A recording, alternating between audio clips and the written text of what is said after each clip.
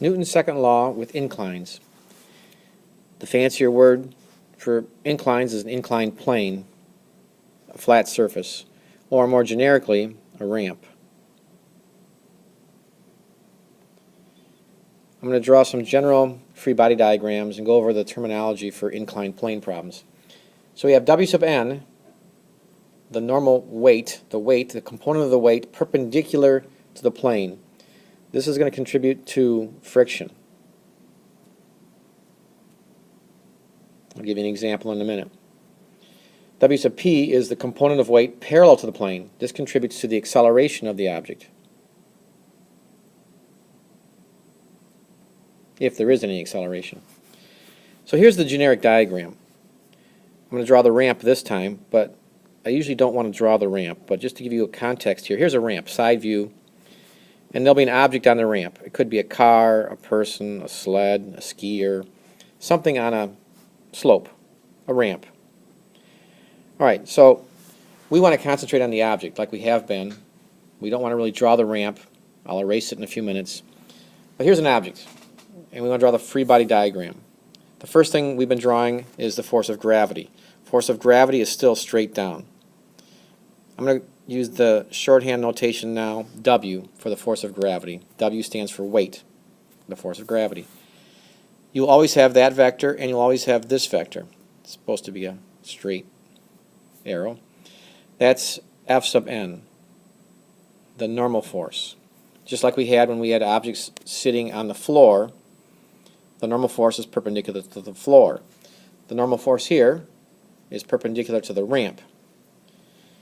Alright, so that's how the problems will always start. Another good starting point will be to take your weight vector and to resolve it into components. Now this is a little bit different than x and y components, but if I draw a separate diagram, and that's what you really want to do, there's my weight vector, and this is how the problems will always go. You're going to have a triangle here in which this is a right angle, and I'm going to call this W sub n, and this is W sub p. Let me explain. So this is a triangle, a right triangle, and the angle right here, theta, will match the angle of the ramp right here, which will be a commonly given quantity in the problems. If you want to see the proof for that, you'll have to see me before or after class, because I don't want to take up time on this video to go through that proof. It's a simple geometric proof, however. Alright, so this triangle, this vector triangle at the bottom, or the component diagram at the bottom, will be used almost every time you do one of these problems.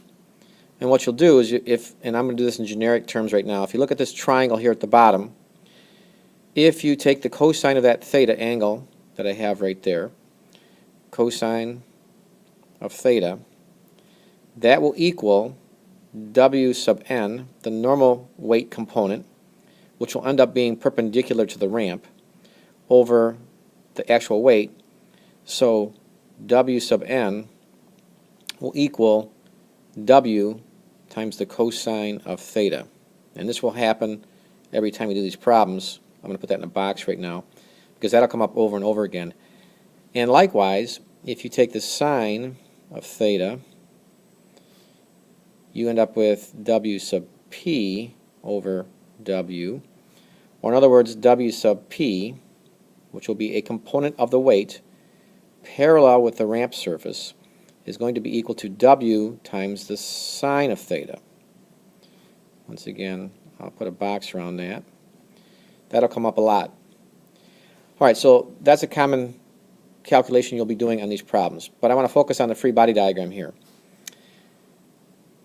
What you want to do then is really not draw the ramp. I'm going to draw the object by itself over here to the right. So here's the object. It'll have probably a given mass, which I don't know right now, but we're just doing this generically. What you want to do every time you do these problems is essentially the following. You're always going to have this F sub n, the normal force, which is perpendicular to the ramp surface. But what you do not really want to draw on a free body diagram is W. You can, but it's not really useful. What you want to do is replace W with its two components. So what happens, it'll always look like this. this vector right here will be W sub n, and this vector right here is W sub p. Notice those point in the same direction as my diagram down here on the bottom left, where I have calculated my Wn and Wp on the vector triangle in the bottom left. Now Wp and Wn together would equal W itself. So I've replaced W with its two components. So I don't want to draw W on this diagram now. This is the generic diagram that every problem will start with. You can start with that diagram right there. You don't need to draw the diagram on the left with the ramp and the object, but this is the most useful thing in the blue circle here on every problem. Every problem will have this. Now there'll be some extra forces if there's friction and somebody pushing and so forth. So let me give you some examples of that. Here are two examples of the generic diagrams. One thing I wanted to mention also is that W sub n and F sub n in our problems will always be equal in magnitude. That's going to be very important going forward. There'll be no acceleration in that direction. The acceleration, if there is any, will be up or down the ramp because of W sub p or other factors involved, such as the following. If you have somebody pushing an object up the ramp, once again, I haven't drawn the ramp, so you imagine the ramp here. On the left-hand diagram here, you have somebody pushing the object up the ramp, but there's also friction. Now, if you're trying to go up the ramp, the frictional force will be down the ramp, depending on how rough the surfaces are and so forth. We'll be calculating that. F sub s, F means force of friction. It could be a very large force or a small force, depending on how smooth or how heavy the object is and so forth. But now there's an object also, or a person or somebody pushing this object up the ramp. In this case, the force pushing, I'll call it F sub push, the pushing force must be equal, well, must be greater than W sub p, but it must be equal to the sum of the other two. In other words, if you're moving with constant speed problems are always nice, constant velocity, constant speed, because the net forces are zero. Once again, W sub n and F sub n are equal already, but now, in this problem as well, the pushing force, which is in one direction, has to equal the opposing two forces, W sub p plus force of friction. You'll see that in a problem that's coming up here in a few minutes. But that's our free body diagram with the components of W. That's how you want to draw the diagram for this problem. The second example over here on the right, we have the object accelerating down the ramp with friction again. Sometimes there's no friction, so we wouldn't be drawing the force of friction, but here we have friction again. If you're sliding down the ramp, that means that friction is up the ramp. I'm going to try to draw these to scale a little bit here. If you were sliding down the ramp at a constant speed, that would mean that the force of friction would equal the weight parallel because you're not accelerating. By the way, this free body diagram here on the right is now done. There's nobody else pushing, nothing else touching this. There's nobody pushing like it was on a left-hand diagram over there. But purposely I drew the force of friction shorter than the weight parallel because this object is accelerating down the ramp. Once again, W sub n equals F sub n. However, along the ramp itself, we have acceleration. So we would be applying Newton's second law, which is F net equals ma. In this case, the bigger force is W sub p, so you're going to have, when the problem is being actually solved with numbers, W sub p minus force of friction, big force minus small force would be the net force, equals whatever the mass of this object is times the acceleration. So that's the general setup for this particular type of problem. And there's other variations, as you'll see going forward here. So I've drawn the initial free body diagram. It's not done yet, but this is how you want to start all these ramp problems. You're going to have W sub n, W sub p, and F sub n. And usually, after that, you will want to draw the vector diagram for W. If W, which was straight down, had the two components, it had W sub n and W sub p. This is also the general technique we use every time, where you have the right triangle. But I have been given the angle here of 35 degrees. Let me see if I can squeeze that in there. That angle right there is 35 degrees. And W, we know that W is actually 15,000 newtons because the mass is 1,500 kilograms times 10 is 15,000. So I'm going to use my sines and cosines to figure out W sub n and W sub p. I'm going to do that. So I calculated the two components. W sub n is 12,000 newtons, W sub p is 8,600 newtons. And I also know at this point that F sub n equals 12,000 newtons because it's 12,000 newtons. That is equal to W sub n. Now let me finish the free body diagram. Since the piano is sliding down the ramp, the force of friction, F sub F, is up the ramp. And there's also a rope attached to the piano. Ropes have tensions, and the rope is pulling back on the object, keeping it from sliding too fast down the ramp. Now that's the complete free body diagram. That's very important. So we have the diagram as far as all the vector arrows.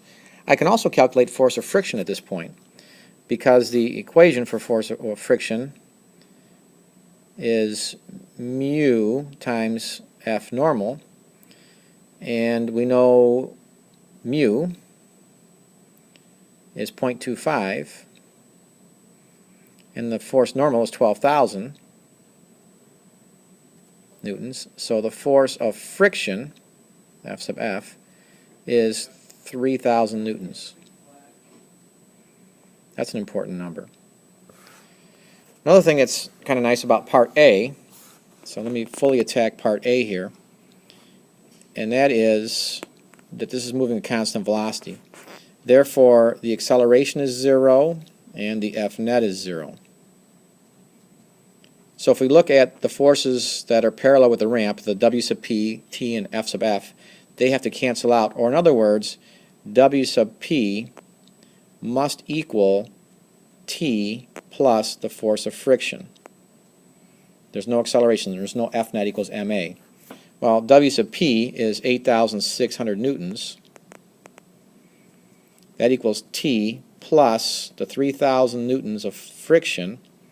Therefore, T equals 5,600 newtons. And that's my answer to part A, the tension in the rope when it's moving with constant velocity. Now, in part B, it's the same diagram, but the size of the forces change, well, some of the forces, namely, well, only T, because W sub P, W sub N are still set because of gravity. Force normal is equal to W sub N, so none of those change, but in part B, now we have a Newton's second law, F net equals ma, where we have an actual acceleration. Now, F net's a little bit more complicated here. It's the sum of all the forces. In this case, there's 3 of them. But you always take the big force, which is W sub P, minus the sum of the 2 small forces, I'm going to put that in parentheses, minus T plus force of friction, that's F sub F, equals the mass times the acceleration. If I plug in all those numbers, W sub P is 8,600, I'm going to be a little squished here, that's 8,600, minus T. Now, T is not the same as it was in part A, so we don't know what T is. So we have T plus 3,000, because the force of friction does not change, equals the mass times the acceleration.